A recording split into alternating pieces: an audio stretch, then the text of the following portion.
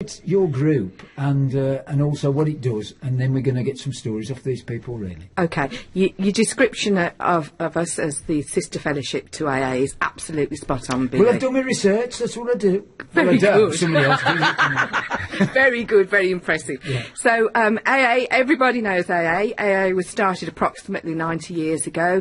The two men that started AA had got two lovely wives who were affected by their drinking. They used to meet together, and then after a period of time the women decided that they needed to support each other and let their husbands go on their journey as AA was growing. And 70 years ago this year, AlAnon family groups were founded in America. Blimey. And they first came to the UK. They came to Northern Ireland, to Belfast in 1951. And we are the best kept secret since I don't know what, which is really awful. It's awful because for every person that is affected or has a drinking problem, you can be sure that many, many, many people, perhaps 15 I think is the average that they speak about, is affected by that person's drinking. Yeah. So, in other words, there's more of us than there are of them. Yeah. and I mean, we did touch on it on the Hammer and Chain show. Where do you get your referrals from in terms of the people that come to you? Do they come direct? Do they come from doctors? Do they come from David and Declan's groups? We wish they came from doctors. Doctors overlook us. Many don't even know about us and don't choose to know about us, don't choose to signpost for whatever reason. The thing about referrals, can I just catch you up there, really? Yeah. It's not a referral system, basically. You know, we're not a business. We are a fellowship of people who've been in very similar situations, who band together, who give support, and it's a worldwide fellowship. And basically you find out about us when you're on your knees and you might Google for some help. That's the reality of it. If you've got somebody in AA who's in good recovery, then they will also want their family and friends to recover. But not everybody gets to AA, and not everybody's drinking is abated. So we, the family and friends, you know, we're very much affected by the hidden effects of alcoholism, which is, you know, physical, mental, spiritual, emotional abuse, and of course financial abuse as well, and worries. So if anybody wants to know about AlAnon, they can Google AlAnon UK. We do have a free phone helpline. I can give that out later if you want. Yeah, that'd be fine, yeah. And I think it'd be really good if we could move on to the other members. Okay, yeah, because we've got Santa Claus in. Ivor. Ivor, and we've got Maureen, and we've got Abby. Now, Abby has got a voice for adverts on telly, so we'll probably stick with Abby, really. Shall we? and they've all picked a piece of music that's relevant, which is very similar. Very personal Can to I just them. quickly ask, is it a bit like David and Declan's group, where everybody supports one another? Absolutely. So it's like a family thing, really. Well, they consider it to be an AlAnon family. Yeah. We're often described as that way. And we're all very different people. You can hear from our different accents and you'll learn from our backgrounds. Yeah. But the thing is, we're all joined by similarities. Okay. We're going to play a first record, and it's your choice, but I will have a slap off you, because we haven't got the Sheridan Smith version, we've only got Cilla Black's version. But it's You're My World, so why have you picked that? Oh, Billy.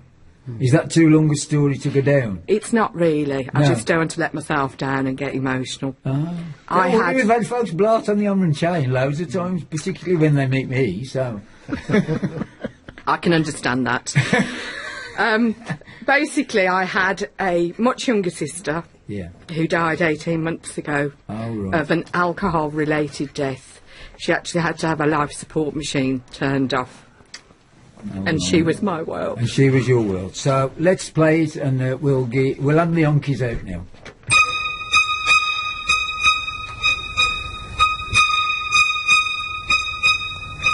You're my world, you're every breath I take. You're my world, you're every move I make. Other eyes see the stars up in the skies, but for me they shine within trees reach for the sun above. So my arms reach out to you for love. With your hand resting in mine,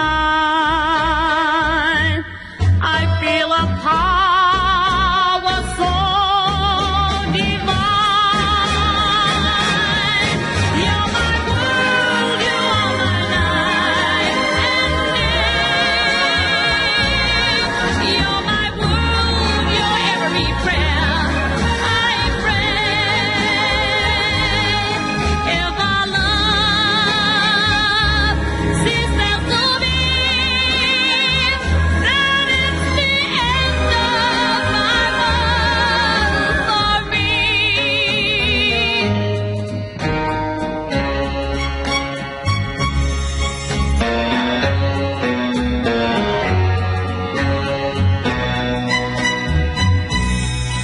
With your hand resting in mine, I feel a power so divine. You're my world, you are my night and day. You're my world, you're every breath I pray. If our love ceases to be, then it's the end of my world, end of my world, end of my world for me.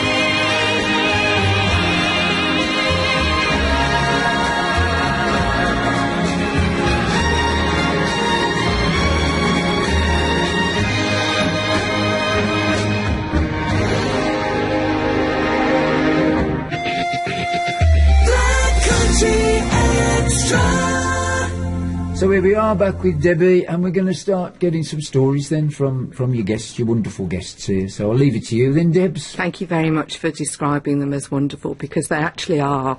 To come to a radio station and to share your experience is just a wonderful thing to do. And we're going to kick off today with the lovely Maureen. Okay. Hello, Maureen. Hello.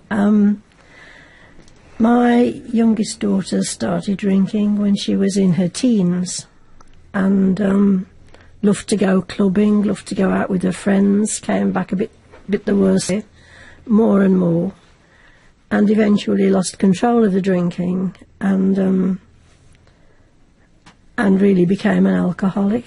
And that went on for a number of years. And we tried everything to stop her drinking. Many years later, she said to me, "Mum, why didn't you stop me drinking?" And I said, "Oh, do you think we didn't try? We tried everything. We tipped bottles away, searched for them, followed her, tried to find out where she was going all the time." She was, the drinking was just out of control, and everything we tried didn't work. And I was beside myself. I didn't know what to do. And I think for the alcoholic, the drinking is their obsession. All she was thinking about was where the next drink was coming from. But she was my obsession. And 24 hours a day, I wondered where she was and what she was doing and what I could do about it. How did it manifest itself in her change in her character and in job-wise? Did she hold down a job? Did she disguise it? Because we hear from David and Declan Sessions that many of them control it in a way and hide it from the workplace and that. Was she able to do that? She did at first, but eventually she lost her job through the drinking. She thought they wouldn't notice, but I think everybody but her knew that she was drinking too much and over the top. So, yeah, she lost her job. And we didn't know where to go to next with it. And I knew about AlAnon because somebody had told me about it, but I was really on my knees before I went to an AlAnon meeting, and a friend of ours who was a recovering alcoholic said to me, "You should try AlAnon." So I went. After I'd been to a couple of meetings, I said to my husband, you should try coming as well. And he did, thinking he'd just go to one meeting, and now, many, many years later, we're still going to meetings. We got her into rehab, and she was in rehab for 9 months, and she didn't drink anything at all while she was in rehab. And I thought, that's it, it's over, it's finished. And when she came out, I said to one of the staff there, what will we do if she starts to drink again? And he said, that's her choice. And I felt absolutely devastated, but she came out, and within a very short time she was drinking again. Was that second time, I suppose in a way, more painful than the first time, because you thought, well, that's it, we're all right, we're okay now? Well, it was, because we desperately hoped that would be over, but it wasn't. And she carried on drinking for a number of years, but she learnt in rehab what to do when she wanted to stop, and she did get herself into recovery. And she held her sobriety for 9.5 years. But the horrible thing about alcoholism is it's progressive. And if you are an alcoholic, you are an alcoholic for life. And after 9.5 years, she picked up a drink again. And I don't think she knew why she did it, but then she couldn't stop. She couldn't get control of it. And she was like a Jekyll and Hyde person. Sober, she was our lovely daughter, very attractive and a lovely personality, very caring, very loving. When she was drunk, I don't swear, and she always said to her friends who swore, don't swear in front of my mum. But when she was drinking, I learnt words I'd never heard before. And so there's a complete change of character. It's like a Jekyll and Hyde, just a completely different person. And to have to watch your dearly loved daughter completely destroying her life is absolutely devastating. And the only thing that's kept my sanity is AlAnon. Yeah. Because to be able to go into those rooms and talk to people about what's happened to you and what's happening in your house. We call it a family illness, and it is a family illness because it affects the entire family. And a lot of families break up because of it. We were lucky and our family didn't, and we're a very, very close family. And we all loved her and she loved us. But we couldn't live with it. She had to move. And, by this time, she had got a young family of her own, and she'd been banned from the family home. And she couldn't cope with that at all. She loved her children so much, and yet, she was hurting them by being there. And to have to watch all the devastation and the chaos that her life had descended into is absolutely heartbreaking, absolutely. And she died 4 years ago from the alcoholism. Really? How did it affect in terms of friendships and stuff? Because it is from the angle of the people that are affected by it, as it is with every illness. How did it affect her relationships with friends or other members of the family, and the family towards some of the family towards you? Did their attitudes change, or? I think all her friends, because she was such a lovely person when she was sober, were just so sad for her. But nobody could live with it the way she was when she was drinking. She was never. All of the family welcomed her when she was sober, and she was never, at the family home. Her partner had said, "You can come any time, as long as you're sober," but not when she was drinking because she was so out of control. I mean, to lose somebody through alcoholism, I think is so sad, and I still think of the life that she could have had, and I wish she could still have it. But she lost it, and it's such a devastating thing. And for people who come into meetings, you have to give the AlAnon program a chance. Don't just go once and think, that's not for me, I can't do it. Because I always say to people, come, stick with it for 6 weeks and you'll smile again. And if they stick with it for 6 weeks, they do.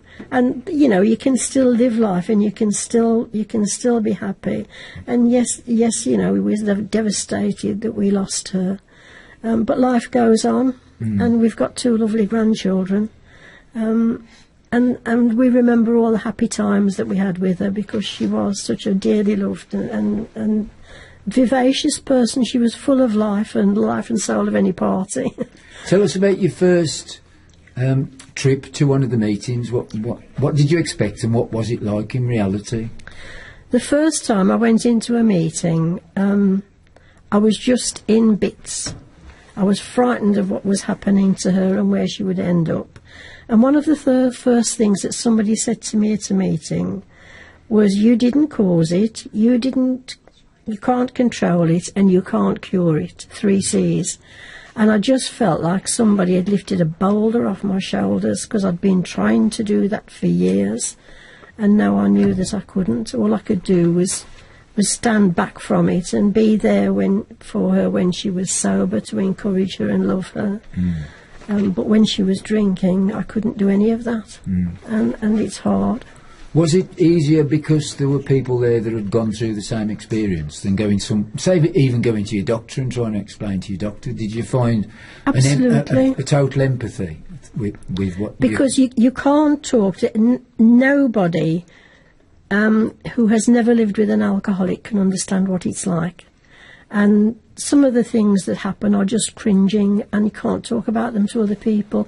But you can go into an AlAnon meeting, and it's entirely confidential. Nobody knows you've been there unless you choose to tell them.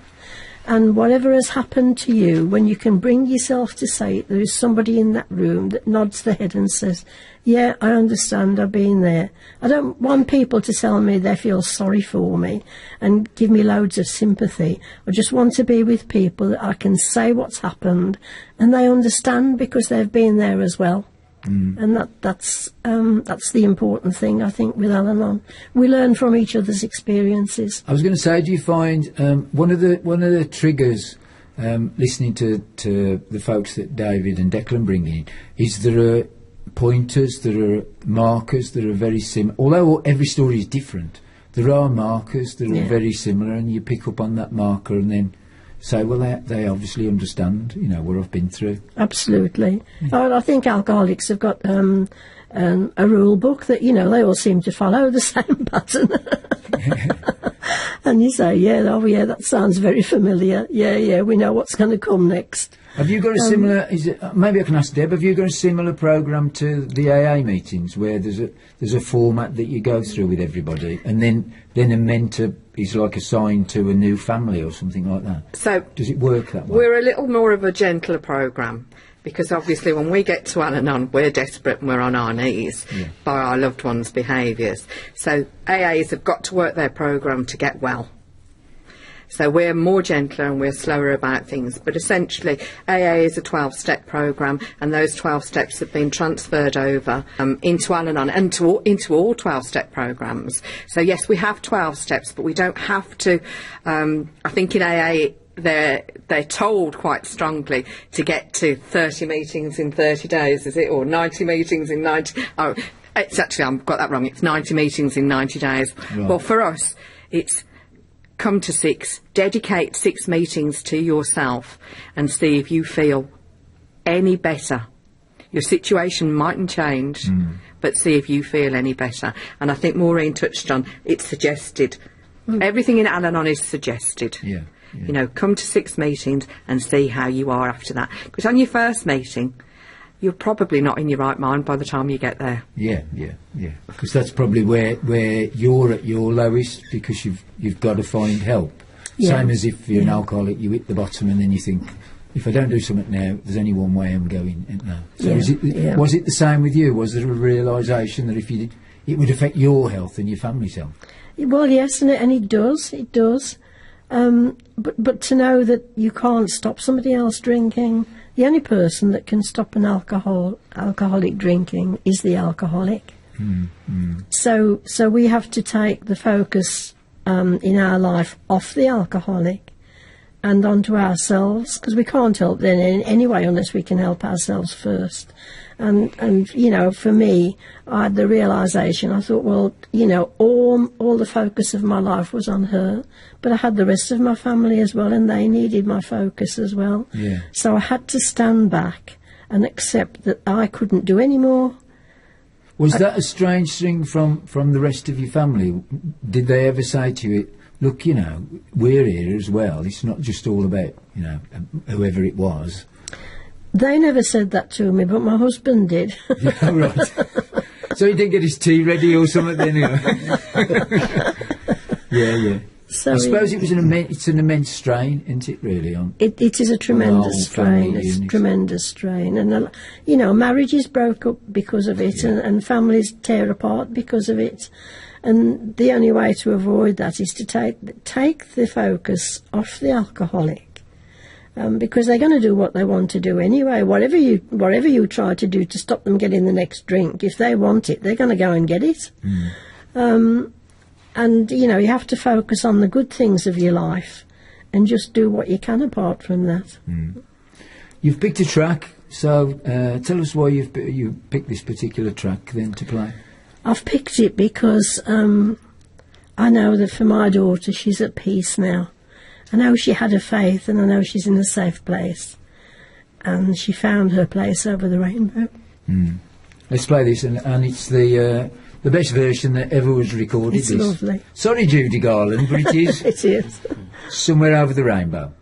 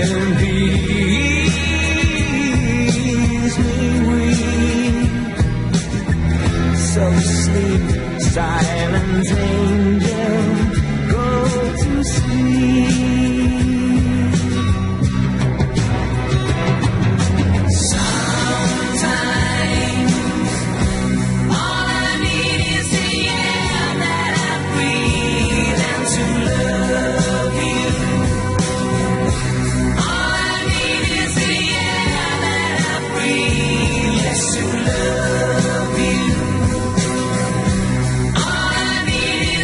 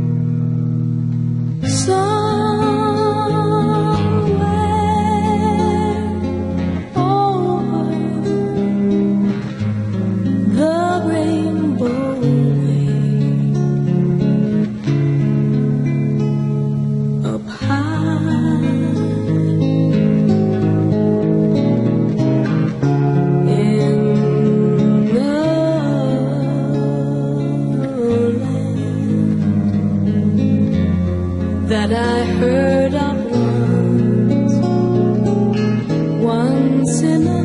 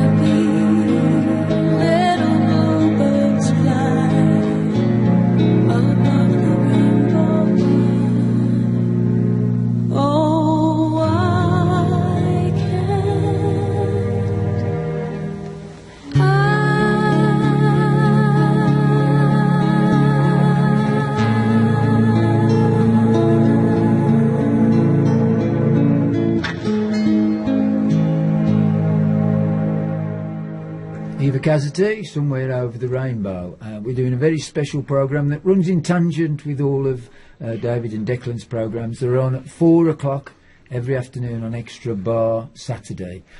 So, Deb, that was a fantastic story. Thanks for sharing that with us. What a tremendously brave lady to come and give up her time brave. today.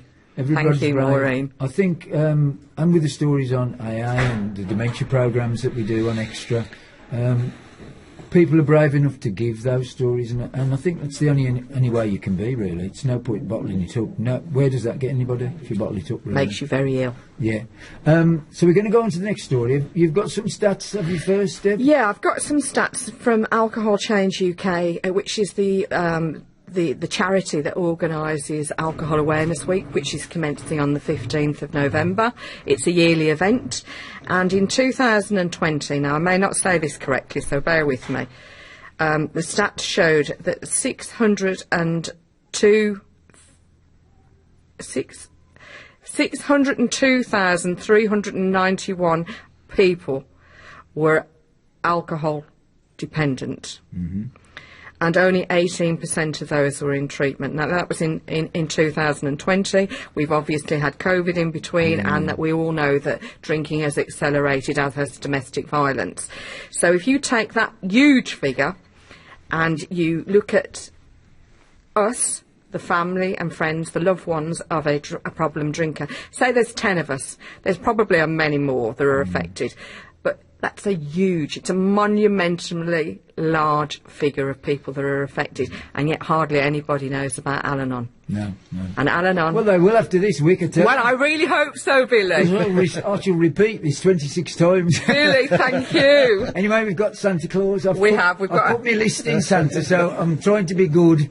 I'll get me presents. We have a gentleman who actually looks like Santa's brother. Does. He really does. So I'm going to hand over to Ivor, and he's going to share his story with Great us. Stuff. Thank you, Billy. Right, my wife's my alcoholic. I joined Al-Anon 19 years ago, and my first meeting was in Kidderminster. Yeah. What a great meeting. There were 16 ladies and me. You can imagine how I felt. Well, I don't know. You could look at it both ways, really, couldn't you? Well, I sat in a corner, looking dejected and feeling really, really low. And they all went round and told me why they were there. And then it come to my turn to say why I was there, and I perhaps said 3 words before I couldn't say any more words. Somebody come over and put their arm round me and said, "It's all right." So I said a bit more. So I told them a bit of my story. And then it just progressed from there. I did my 6 meetings, but it was convenient at Kidderminster because the AAs have a separate room in the same building. So I used to take my wife there and then go into the Al-Anon meeting, do my hour and a half in Al-Anon, and not really take it that serious for probably 6 or 7 years. All that time I was taking the wife to AA meetings. But somebody said something at AA, I don't know what it was, she won't tell me what happened, but somebody said something and she won't go to AA anymore. Really? No. She still has a drink. Yeah. Not very much. We control it by the fact that she doesn't have very much money every day. Mm-hmm. She has some money every day. And she can buy these little flat bottles that fit in her handbag or in a purse or tuck down her trousers or anywhere she can find to hide them. I'll find them all over the place. That must be an incredible strain, because you're almost like monitoring her life, really. Yeah. I mean, it sounds soppy, but you must love her to death, you know, because you're actually letting her exist, aren't you, in a way? Yeah. Oh, very much so. When did you first find out, then? Obviously, have you been married more than 19 years? Oh, yeah, we've been married 40... Flipping heck. 40-odd years. Blimey. So when did you first find out, then, and in terms of trying to address that situation? Probably 20-odd years into our marriage. Really? Yeah. She used to work as well, and we used to get back from work and she'd have a can of lager while she was cooking dinner, and then it'd be a can of lager while she ate her dinner, and then 2 cans of lager while we were watching the telly. And it got worse and worse, and then she went on to wine, and Scotch is her latest one. She likes a drop of Scotch. Yes, it just gets worse and worse, doesn't it? You know, it just progresses. Things need to be stronger and stronger. And who addressed the situation first? Did you say, look, this is getting out of hand, we've got to do this, or was it a mutual thing? And how did it affect the rest of your family? Actually, it was my children. I've got 2 kids. Yeah. And they sort of pushed Mum to get in touch with AA. And some very nice lady came along and dragged her to her first couple of meetings. Yeah. And then told me about the meetings in Kidderminster, so I started taking her there, and then she said, "Oh, you don't know," because I used to drop her off and go off in the car and park somewhere, or go home and drive back again. And she said, "Oh, there's a meeting up these steps," and I said, "Oh, yeah, okay." And anyway, I plucked the courage up to go into this meeting, and that's where it all started, really. I think if it hadn't been for AlAnon, I think I'd be in jail. Really? Probably for murder. So it got to a point where, you know, you didn't know where to go. Yeah. I mean, it just gets that annoying. She wasn't violent or anything like that, just talkative. And the stories, she'd tell you the same thing over and over and over and over again. And the lies just seemed to flow. And she's always been very honest. I mean, she always looked after our money.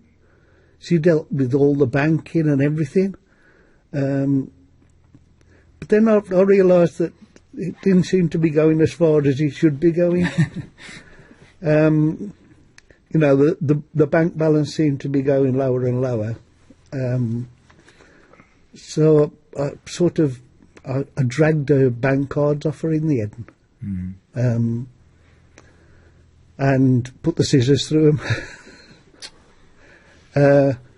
And it must, I mean, this must be an incredible decision for somebody that you obviously love, and it's cruel to be kind in a way. Yeah. And also not knowing how far to take it.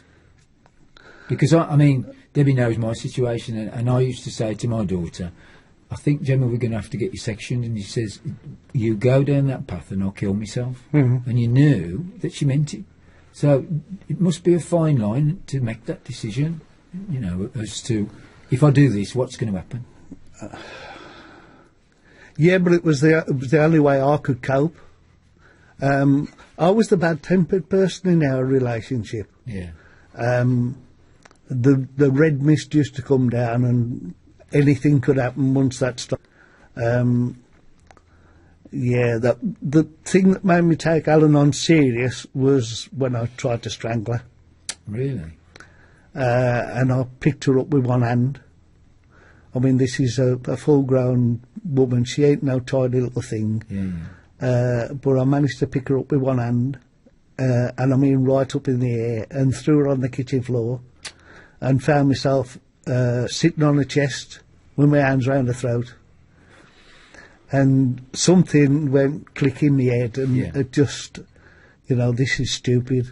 We've got to sort this out, or one of us is going to be dead, or the other one's going to be in jail. Yeah. So you've got to take it seriously, haven't you? Oh, yeah. And it's as Deb says, nobody realises how it affects the person that's affected by the person with the illness. Absolutely. And in some ways, you can take the thing that, well, whoever's got the illness is living with that illness. But in fact, Tim Martin, who comes and plays with us, he's got a song called Who Cares for the Carers, and it absolutely epitomises, you know, what it's about, really, isn't it? You know, nobody looks at your situation, they just look at your missus, don't they? We're overlooked, aren't we, Ivor? Yeah. And I think very the much thing so. is, I think the thing is that This is a cunning, baffling and an emotionally manipulative progressive illness. And our alcoholics become that way. And we become obsessed, as Maureen said earlier, we become obsessed by their behaviour and their compulsions, and we become very, very unwell ourselves. Yeah. We may not agree that we do. We may be in denial because we have to carry on, but we basically, we become their carers. Yeah, yeah. So what's the situation now in terms of your relationship and where you're going? She still has a drink, Yeah. occasionally, and not very much, but enough to get her. She's got this little twitch that she denies, and it's sort of the mouth curls up and the one eye shuts. Oh, right.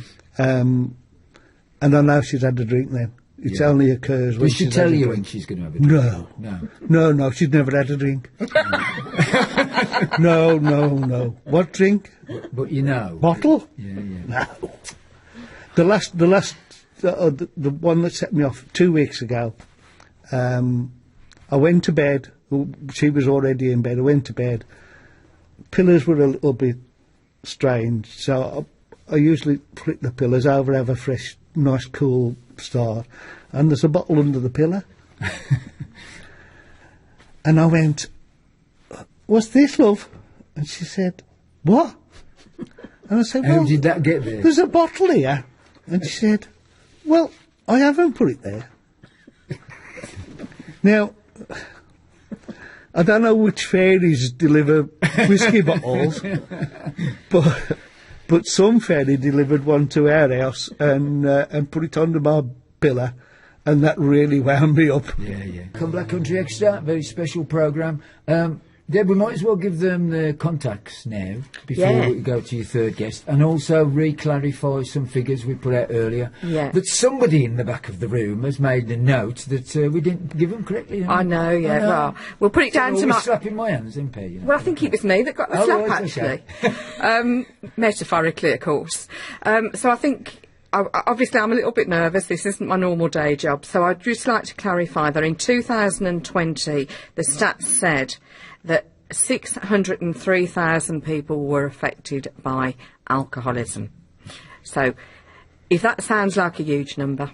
Well, multiply that by 12 and it's how many people are affected by the people. Or even 15. Well, 15, yeah. Yeah. Or whatever.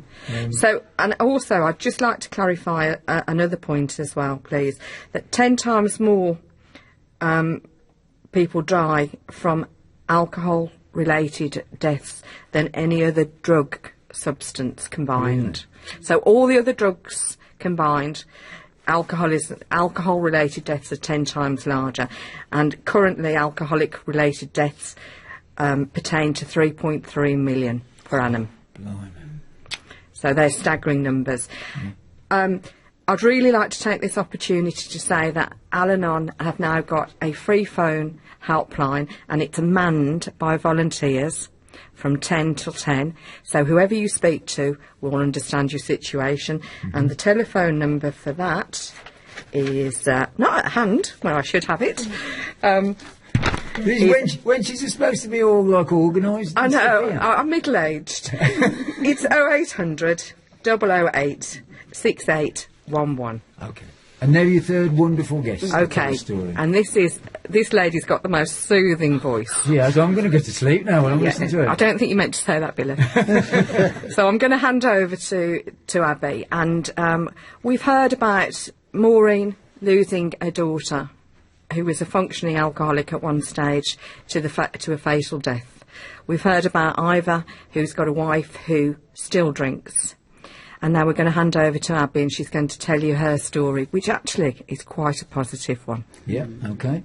Hi there. Hello, Abby. Okay then. I've been with my husband for 21 years, and over the years we've had good times and bad times, and we've parted many a time as well.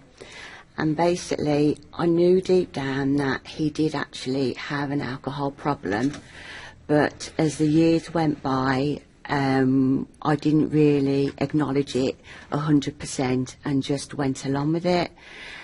And I first went to AlAnon, which I never heard of, in Kidderminster, and my first point of contact was a lady by the name of Trudy. I was welcomed by everybody in the group, and it was the best thing that I'd ever done. But what worries me now, which I'm very much aware about, is not a lot of people know about AlAnon. And then since the lockdown and COVID, everything's gone to Zoom, as you all know, and the group that I've become in love with is King Standing, and the main lead from that is Debbie. And basically, she and the group have enabled me to follow the path to make myself better. AlAnon is a support network for you. Your responsibility is to be yourself, to put your oxygen mask on first. Now, my husband, who I dearly love, has recently come out of rehab. He was in there for 28 days, and we are hoping this is the road for his recovery. I've found the older you get, life doesn't get any easier, and having the right connections out there is the way forward. So I want more and more people to be aware of AlAnon. Most people are aware of AA, but as Debbie said, AlAnon is the sister group to AA, and really they should go hand in hand.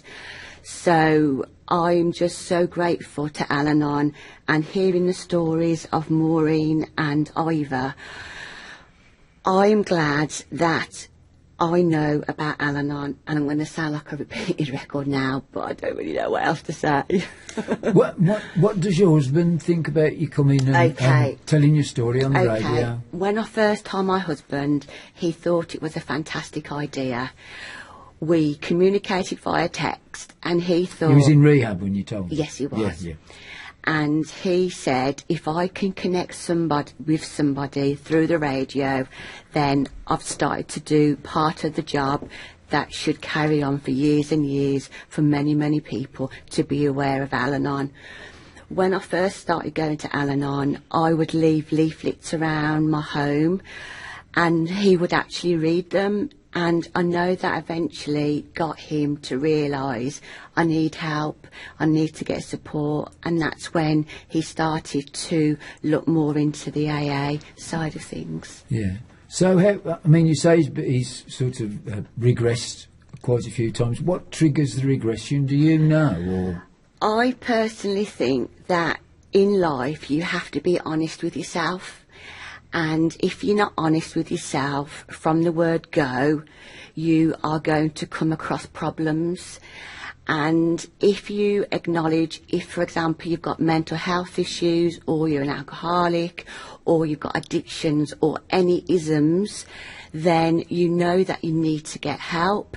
But it basically comes down to you as an individual who has to get that help. No one can actually do it for you. Mm. And what I've realised also with AlAnon, we need to avoid the 4 C's, which is mothering, manipulating, managing and martyring. You can't love the alcoholic out of their addictions. You are not their higher power. Right, because David and Declan talk about the spirituality, that not religion. Mm-hmm. We ain't going to go down the route, but the spirituality. Do you find that, or do you all find that in your meetings in terms of what you get out of it? Definitely. Yes. For me, for example, there is something out there. It might not be God, but there is a higher power. And the way that I see it occurring, if I do all the right things for me as an individual, look after myself, like go to yoga or have Reiki sessions or do regular AlAnon meetings, and you eat well, you do exercise, you socialise with your loved ones and your family, eventually something happens and it puts you on the right path, which your life will lead to, and it's to do with your higher power kicking in. So I often say it's my HP kicking in, and things happen for a reason. It's a bit saucy, don't it? Really? Jokes in as well. I do prefer the HB to the ketchup. So can I ask you, when you're aware of the signs that he's going down the wrong path, emotionally, how does that feel? And then how do you act on that? Really? Emotionally now, for me, I say to myself, let go, let God. And by me saying that, I know there's absolutely nothing I can do. As Maureen said, the 3 C's, you didn't cause it, you can't control it, and you cannot cure it. And I know that so much from this day going forward. It's completely and utterly out of my control. The only person who's got control is you as an individual, and that means me as well. I have to take responsibility for my actions, and so does the alcoholic. Yeah. Do you find that it's changed the way you perceive the world as such, really, in terms of you're not judging, and this is for all of it, you don't judge people for maybe if they've got dementia or whatever. Has it changed the whole perception? Yeah, that's for me. Yeah. I think AlAnon has taught us, if we didn't know it before, kindness changes the world, changes lives. And compassion. Yeah, and it's a complete learn. Well, you're still learning then. I'm still learning. Well, everybody's still learning. We're all learning. We're all learning. What surprised me is the diversity in the stories, in a way. I thought you were going to bring families that have lost somebody, and you have lost somebody, but these are 2 totally different stories, and it's almost living in a different way, and coping in a different way. And this is only a snapshot of people's stories. Yeah. And hopefully we'll be able to share more in time. Without a doubt. Yeah. Definitely. And I think that hope is something that we all need to think about, because we all need to take things one day at a time, and on occasions, because of the trauma that we've all gone through over the time, you have to say to yourself, right, I'm waking up, it's the morning, I've got to get through to 12 o'clock in the afternoon. When 12 o'clock comes, your mind's all over the place, and then you think, right, I've got to get through to 6 o'clock in the evening. And then 6 o'clock in the evening comes, and then taking it that step by step, it does make the day so much easier to get through. But you have to be gentle and kind with yourself as well, because your emotions are all over the place, and it's not just for the alcoholics, it's for the people who it's affecting. Really, the principle's the same. The lads are at the back. It's putting coping mechanisms in place, and working daily, not monthly, not yearly, not looking to the future, looking to the now, and controlling the now for you and for your partner, definitely, or whatever. And for your nobody knows what the future holds, and this is why you just take it a day at a time, because that's all any of us can manage. You've picked a track that I don't know. I know Laurie McKenna, but I don't know the track, so why have you picked this? Okay, the reason I chose this was because there are songs out there that relate a lot to me, that I can relate to, but basically I wanted to do it for the wider audience, and the actual lyrics of this song, it doesn't just affect the alcoholic, it affects their loved ones as well. And I would just like to read just a couple of sentences. I'm not going to try and sing it because I can't sing, but oh baby, you can't claim this for your own. I swear that every bottle you bring home leaves me feeling that much more alone. Like you struggle, yeah, you see it's my problem too. No, I haven't the touch, I never touch the stuff. But for honey, I'll tell you what, you can't count all the ways it touches me. Just enough time to introduce it. It's a drinking problem. Laura McKenna, thanks for coming on, and welcome another programme. Ta-ra a bit. Bye. Black Country Extra.